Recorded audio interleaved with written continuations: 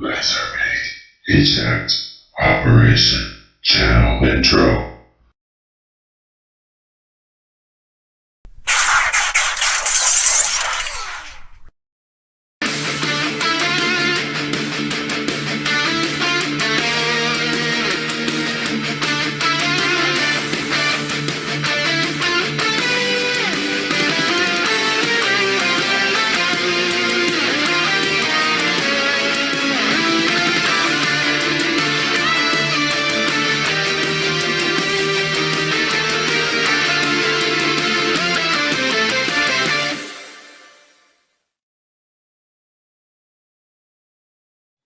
Hello, fellow YouTubers. Lightweight WC Stop Motioner here. Here I have Transformers Studio Series number 71, Autobot Dino. I literally just ordered this guy yesterday, and he came today. I guess it was from a warehouse that's in my city, so that's really cool. When this guy was first revealed, I was not 100% sure if I wanted to pick him up, because I just looked at him like, oh, he just looks like he's going to be agony to transform. But most reviewers have said his transformation is really fun, so I'm looking forward to him. So either way, here we have him right here in the box. Looks cool. Box is not in prime condition, but oh well. There's some cool artwork right there. Transforms in 27 steps, and it says, as the Dreads pursue the Autobots in an attempt to take Sentinel Prime, Autobot Dino latches his blades onto Hatchet and steers him into oncoming traffic. Not the best move, but oh well. It comes with the backdrop. That is the highway chase, high-speed chase. Now, his Ferrari mode is not completely accurate. Close up right there. And I also have another Dark of the Moon figure coming. In a few weeks, I should be getting Roadbuster. Because, I don't know, the video is private now, because I'm kind of changing my views on it, but I remember Dark of the Moon was not my favorite Transformers movie. I actually put it in last, but I've been thinking about rewatching recently, and I might like it better. So, either way, let's get this guy open.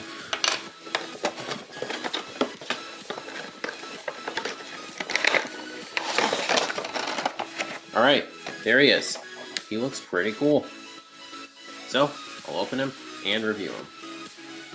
Okay, so here we have Dino with the backdrop. This is based on where he threw his blades and hooked onto Hatchet.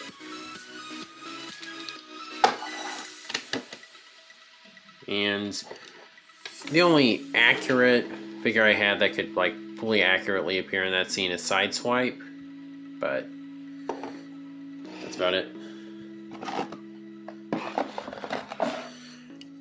Okay, so here we have Dino in his vehicle mode, and it is a fairly nice vehicle mode. Again, it's not 100% accurate to Ferrari, but Ferraris are just really, it would be really expensive for them to make the toy. Actually, I don't know if they could even if they did pay enough, because like at the time there was another toy company, Mattel, owned the license for Ferrari. They were able to make toy cars for it, but I don't think they hold it anymore. But either way, it is what it is. This is close enough. I'm happy with it. It's definitely not perfect. The red does not match super well, and that definitely shows more looking at it with the light shining on it. But all in all, it's a really nice car mode. Rolling could be a little bit better. These are peg-on wheels, so they don't roll super well, unfortunately. Now this guy probably has some of the best weapon storage in a Studio Series figure. It's not sticking out in vehicle mode. I mean, you can see him right there, but it's not really sticking out in vehicle mode. It's not a key part of the vehicle mode, so you don't have to fret too much if you lose them. I obviously don't plan on losing them, but you don't have to worry about losing them. They're tucked in. It's like you can have them or not have them in vehicle mode. That is the best form of weapon storage. If only all figures could have that.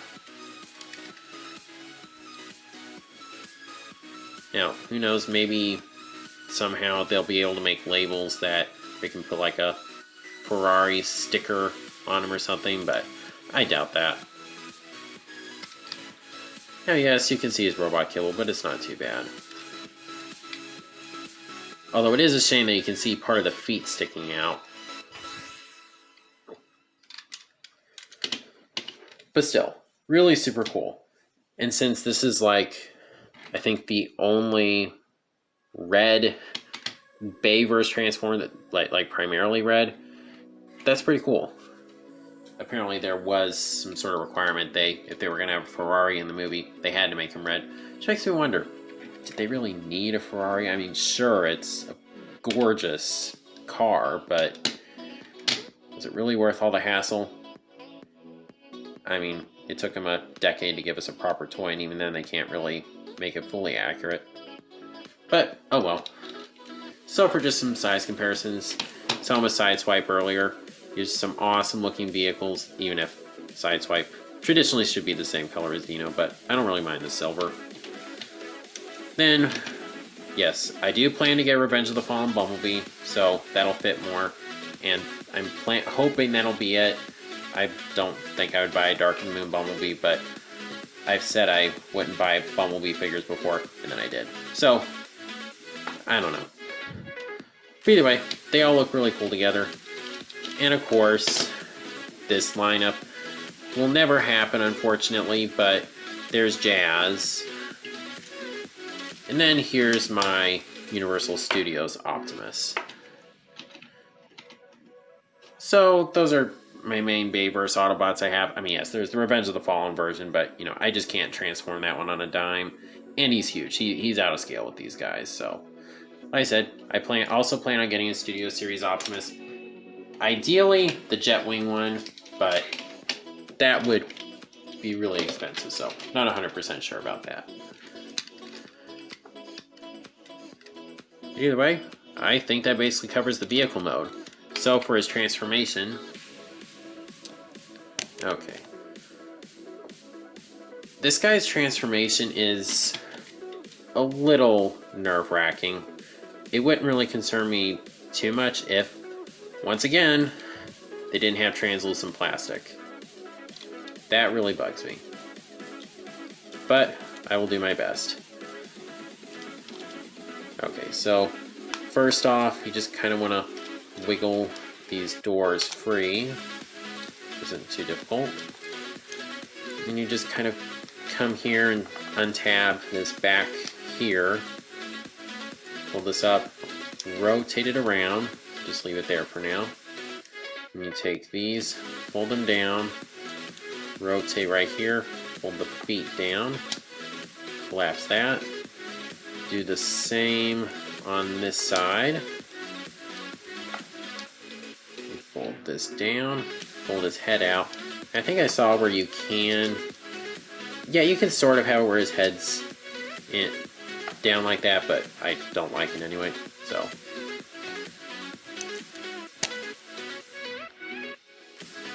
Needs to be some sort of word for this. Accordion formers or something where they basically just accordion. They just collapse. It's quite impressive. I like Transformers that do that. Either way, just untab the hands here. And just untab this. And just kind of get the arms out of the way. Then you can pull the swords out. Alright. Now this part is very similar to 86 Hot Rod. Fold that part down. Then this is the main part of the transformation that really makes me nervous. You have to take this and just... Oh, come on. There we go. Pull it down, and that part makes me kind of nervous, but... Oh well. It is what it is, I guess. Either way, you can... let's just leave that for now. You just want to collapse this. You can tab this back part into place. Then you just take this, fold this up, kind of angle the shoulders up a little bit. You take this, and this part is supposed to tab into here, but it doesn't really hold very well, but oh well. Then you just take this, and the elbows like this, turn it, rotate the hands, And just kind of angle these door wings how you want. And he's a lot smaller now. There's Dino in his robot mode. Okay, not completely robot mode. I forget this. That part just kind of slips my mind when I transform this guy. Either way, you just fold these parts up. So, I don't have to worry about getting comments pointing out that I missed that. Not that I do get those kind of comments regularly, but still. Glad to avoid it. But Dino, again, is really nice. It's just a shame it took him this long to make a proper Dino, but I don't really know if we need another one after this. This figure is really nice. I mean, look at that. He cleans up fairly well. Just all those parts just tuck away. You know I love it when Transformers can do that.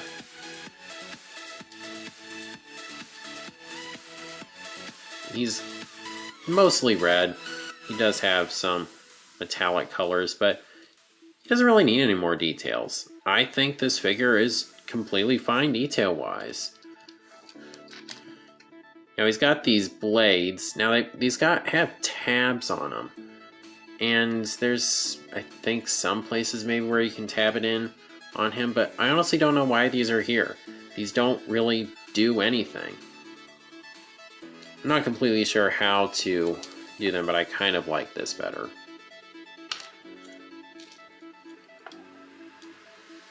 I'm pointing out like this. And he looks very fierce. He's ready to go to town on some Decepticons. And like a lot of characters in the Bayverse movies, he did not get the screen time he deserved. Because really, I think he was a great character. He had a good design. And my only complaint with him was that he was somewhat, in some of the toys and marketing for the game, he was labeled as Mirage. And this guy does not make me think of Mirage, but as Dino, I have no problems with him. I think he's a cool character. He's just really awesome. And I really don't want to forget to do this like I did with Jazz. When I reviewed Jazz, I forgot to put him on his backdrop in robot mode. So, it doesn't really matter though. These backdrops don't play a big part in my displays, but they're still pretty cool to have.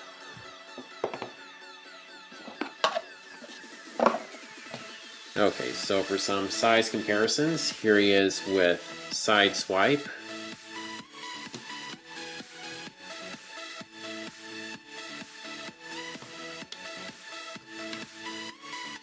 And here he is with Clunker Bumblebee.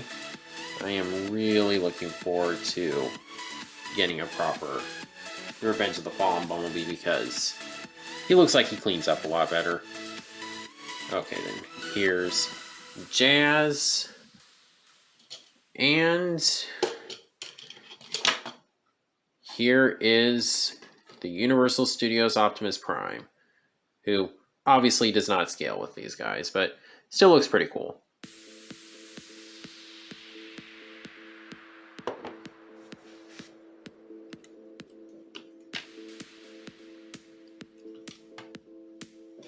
All right.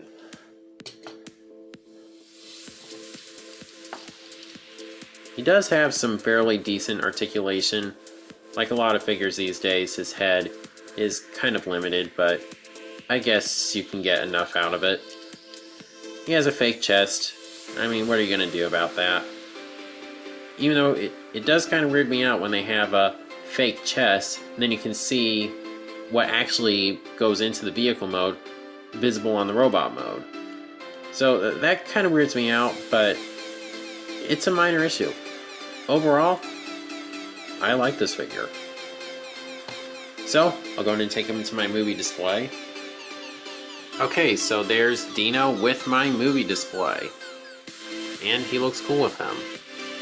But he is yet another figure that isn't necessarily super tall at the head, but with his door wings, you kind of have to stick him in the back so he's not covering someone's face.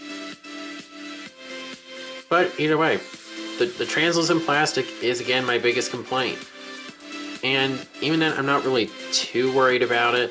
I'll just have to be careful with it. But all in all, I recommend this figure. And you can still find him on Amazon and Hasbro Pulse for around the retail price. So if you're interested in getting him, then definitely I recommend him. And yeah, nice figure. For a figure that I wasn't planning on picking up, I am very happy with them. And I'm really looking forward to when Roadbuster shows up and more Dark Moon figures I plan on getting. Of course, I want to get a Studio Series Ironhide, but you know, that guy's pricey. So there's quite a few figures I need to get, but if I can stay dedicated to it, I should be able to complete this collection, but maybe Dark of the Moon Autobot collection, but not making any promises because I tend to get distracted with other lines. So that's my review for Transformers Studio Series number 71, Deluxe Class Dino. If you like this video, please be sure to like, comment, share, subscribe, and God bless.